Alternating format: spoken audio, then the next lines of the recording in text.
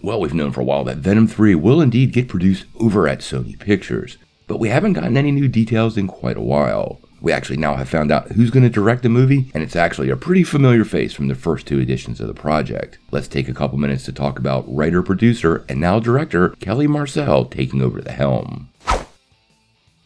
Hey guys, well it appears Sony Pictures has found their director for Venom 3. This would be in the form of writer and producer of the first two movies, Kelly Marcel. Now, this will be the first time she steps behind the camera to direct a film, and she will also be penning the screenplay along with Tom Hardy and producing this project, so she is going to have a massive part in the upcoming feature. The previous editions of the Venom movies had gone with different directors, with the first one with Ruben Fleischer and the second having Andy Serkis take over the directing chair. Quite honestly, both of them were a ton of fun, and I think fans for the most part liked them and they did well at the box office, but they were not very well received by critics, and I find this a very interesting move.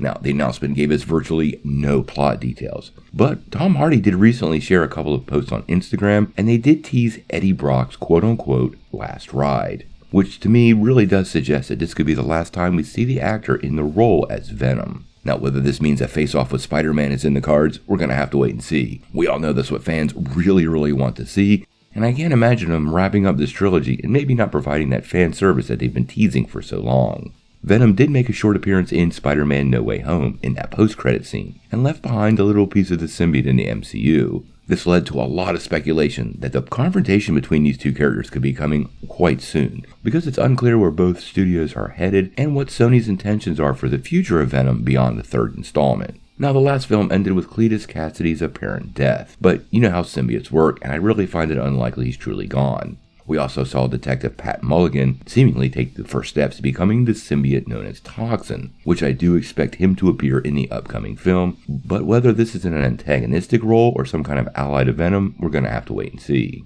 Now, honestly, I am a little concerned. Marcel has never directed another movie, and to drop her into the third chapter of a superhero movie seems like a bit of a meat grinder to me. I do like the first two movies, they're really not bad, but I wouldn't call either one of them great. And now with her writing, producing, and directing the project, I think it'll have a unique vision, but I am unsure quite honestly what a director with no experience can handle such a big project. We're going to have to give her a chance, and I always wish people success, but I am a little skeptical and a little worried because I want to see the third Venom movie do well. Now, obviously, we're going to cover everything Venom and the Sony universe of spider characters pretty closely, so if you want to get all the updates and news on these projects, make sure you hit that like and subscribe button, and we'll bring you all the news. But until we know more, what do you guys think? How do you feel about Kelly Marcel taking over the helm for the third edition of Venom? And who do you want to see Venom face off in this movie? What about Toxin, Spider-Man, or would you like to see the return of Cletus Cassidy? Tell me what you think in the comments below.